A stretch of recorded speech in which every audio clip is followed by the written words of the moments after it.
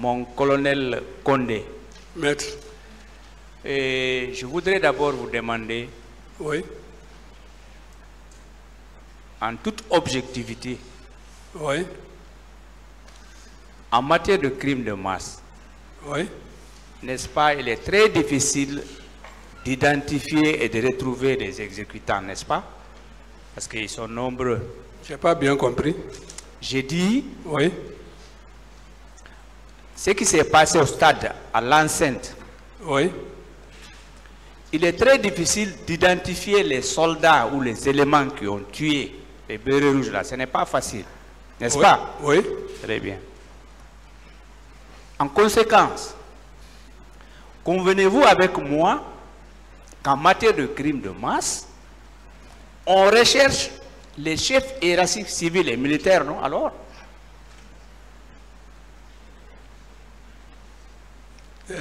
L'autorité civile et militaire, oui. si ces gens-là sont présents sur les lieux, ou bien quoi? Parce que je n'ai pas bien compris. J'ai dit, vous avez déjà répondu, qu'en matière de crimes de masse, ce n'est pas facile de retrouver, identifier les exécutants, parce qu'il y avait des civils. Oui. Maintenant, je vous demande, qu'en matière de crimes de masse, Oui. n'est-ce pas, on recherche les chefs hiérarchiques civils et militaires. Partout dans le monde, c'est comme ça. Toutes les affaires qu'on a connues depuis Nuremberg jusqu'à maintenant là. Oui, ça, Vous êtes d'accord? Ça, c'est à la discrétion de la Cour. Oui, je vous remercie. Ensuite, est-ce qu'une vie humaine est supérieure à une vie? Pas du tout. Bien. Et vous savez, le commandant Toumba et le colonel Thieboro, qui m'excuse, je peux oublier leur grade, ont toujours soutenu, ils sont allés au stade pour sauver les leaders. Vous avez suivi ça? Oui. Bien. Pourquoi le commandant Toumba et le colonel Thieboro n'ont pas pris les dispositions pour sauver tout le monde? Pourquoi, selon vous? Je n'ai pas de réponse pour ça. Ça, c'est propre à eux. Ils sont mieux placés de répondre ça. Oui, d'accord. Et mon colonel, Maître. est-ce que vous avez fait les statistiques à votre niveau des gendarmes qui seraient morts, des gendarmes qui seraient blessés dans cette affaire? Est-ce qu'il y a des blessés? Au niveau de la gendarmerie, Oui. je ne me souviens pas de ça. Vous ne vous souvenez pas? Je ne me souviens pas. Bien. Mon colonel, Maître. vous êtes un témoin. Est-ce que même à titre privé,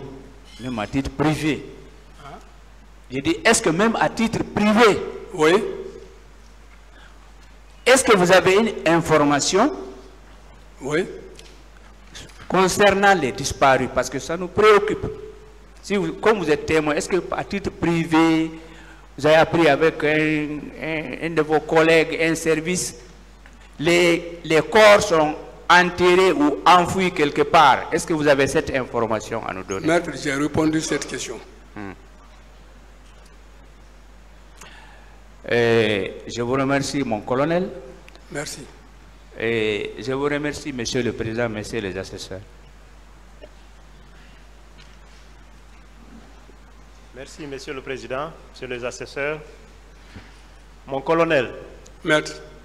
lors de votre arrivée au stade, Oui. est-ce qu'il y avait des issues de secours qui étaient disponibles pour les manifestants ou bien c'était bouclé? Reprenez la question. Les issues de secours au stade, est-ce que ces issues-là étaient disponibles, permettant aux manifestants de s'échapper? Ou bien c'était bouclé? Voilà, lorsque je suis venu, il n'y avait pas d'issue d'échappatoire. C'est ce qui a fait qu'il y a une bousculade ou la sortie du petit stade là-bas. Est-ce qu'en maintien d'ordre, cela est permis? J'ai dit ça dans ma déclaration, dans ma déposition, j'ai parlé ça. Donc cela peut confirmer ce qui a été dit ici, que c'est bel et bien plutôt un massacre qui est organisé et non une opération de maintien de la paix. Je n'ai pas compris.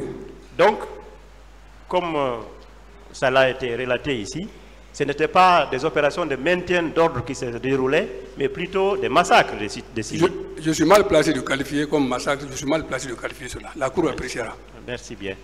Vous êtes resté au stade là-bas pendant combien de temps? Bon, je n'ai pas calculé le temps que j'ai fait, mais c'est dans l'après-midi que je suis remonté au camp, après que la Croix-Rouge a ramassé, a pris quelques blessés là devant moi, on les a embarqués, et puis moi j'ai quitté. Donc vous n'avez vu que des blessés, pendant tout le temps que vous êtes resté là-bas, vous n'avez pas vu de camions militaires ramasser des corps? Pas du tout, pas du tout. C'est la Croix-Rouge qui prenait des gens devant moi pour l'hôpital. Si les camions militaires sont venus, ça s'était fait certainement après mon départ. Mais devant moi, non. Il y a également ici des questions d'infraction portant sur des pillages de biens civils. Puisque vous êtes quand même en patrouille, est-ce que vous avez été témoin du pillage des biens des civils? Non, non plus. Je vous remercie, mon colonel. Merci.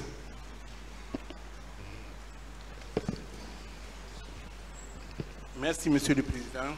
Merci, honorable assesseur. Mon colonel. Maître. Bonjour. Bonjour. Bien. Mon colonel, dans votre audition, oui, vous avez soutenu que toutes les fois que vous intervenez, vous êtes applaudi par la présence de votre chef, le colonel Tchegourou. Vous confirmez cela? Reprenez la question. J'ai dit, en cas de manifestation, toutes les fois que vous sortez pour intervenir, vous êtes applaudi par la population. Je le confirme. Bien. Vous avez dit que le 28 septembre, que c'est aux environs de 8 heures que vous vous étiez retrouvé au rond-point de la Bellevue,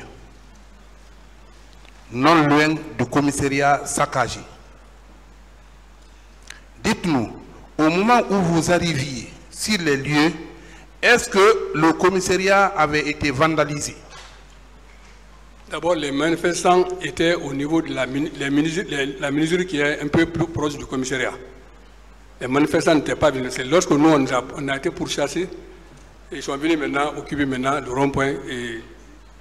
Et vous avez appris après que le commissariat a été vandalisé. C'est quand nous on a quitté, le commissariat a été vandalisé maintenant. Bien, donc vous n'étiez pas présent? Pas du tout. Bien. Quand vous avez été pourchassé jusqu'au niveau de Donka, parce qu'il faut le dire ainsi, oui, quand vous vous êtes retranché aux esplanades du stade, oui, vous avez pu encore replier davantage. Oui. Bien. Au moment de votre repli, vous avez appris qu'il y a les bérets rouges qui sont venus au stade. Oui. Dans votre déclaration, vous avez pensé à, entre guillemets, une guerre civile, si vous n'intervenez pas. Rapidement. Oui. Pourquoi avez-vous pensé à cela? Parce que ceux qui sont venus pour le maintien d'ordre, ce n'est pas de leur matière. C'est pas leur matière quand même. Ce n'est pas leur spécialité, je vais dire par là. Bien. Ce n'est pas le moment où ils devraient se présenter. Bien. Maintenant, quand vous êtes venu, quelle a été votre réaction sur le terrain? Quand on est venu, on a trouvé, il y avait une débandade. Et non seulement les gens, comme je l'ai tantôt dit, c'est pour secourir seulement les personnes qui sont faibles, qui ne peuvent pas sortir maintenant, qui sont fatiguées, et les orienter pour les mettre sur la route. Donc ceux qui avaient pu échapper aux balles, des bérets rouges tentaient de sortir et vous les avez secourus.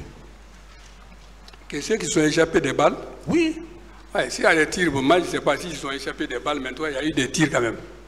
Quand vous dites ça, c'est comme si c'était à bout portant. Ah, mais pas mieux que ça, monsieur, mon colonel. Ah, donc c'est bon. Si ce n'est pas à bout portant, on ne peut pas tuer quelqu'un. cette réponse, je n'ai pas de réponse pour ça.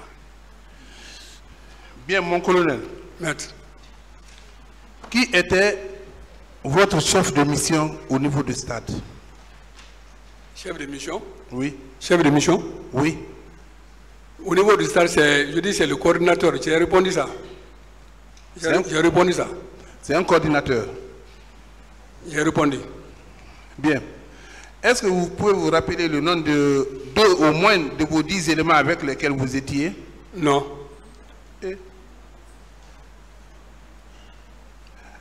Alors, pourquoi avez-vous, à la question d'un de mes confrères, vous avez dit que vous préféreriez que l'on retienne tout ce que vous avez dit à la barre ici, que ce qui a été consigné dans votre procès verbal de témoignage? Pourquoi? Oui, parce que j'ai entendu des choses de nouveau ici, vraiment, qui ne sont pas venues de moi. Donc c'est la stratégie militaire, c'est le terrain qui commande? Non, nous ne sommes pas en termes militaires, ce n'est pas lié à ça. Bien. Je vous remercie. Merci. Merci, Monsieur le Président. Merci.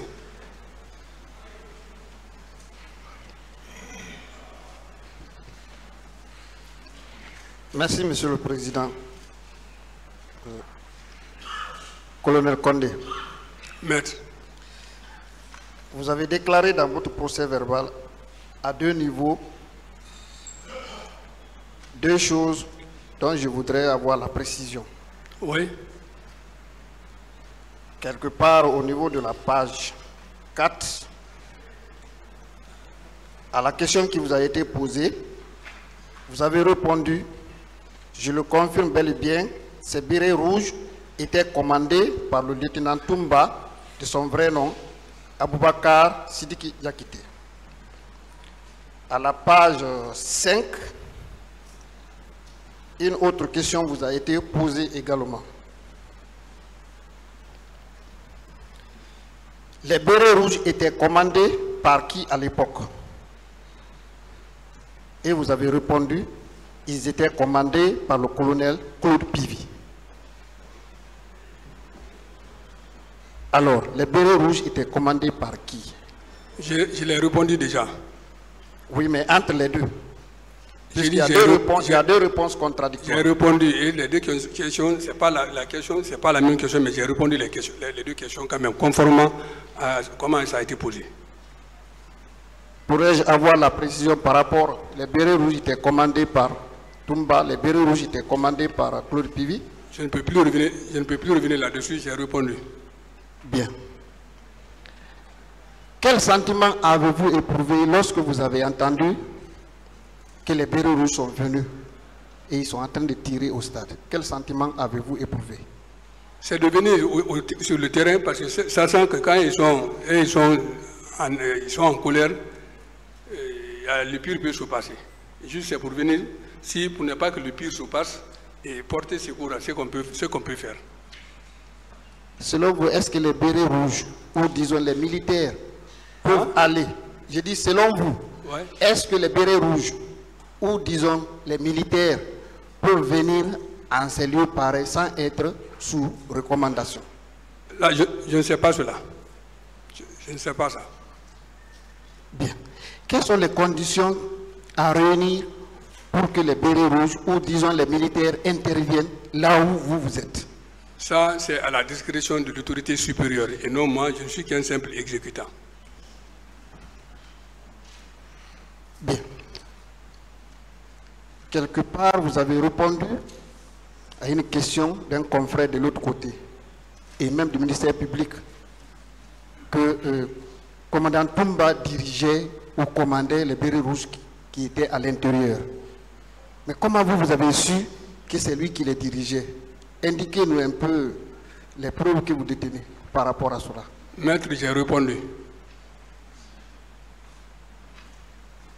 Je vous remercie, Monsieur le Président.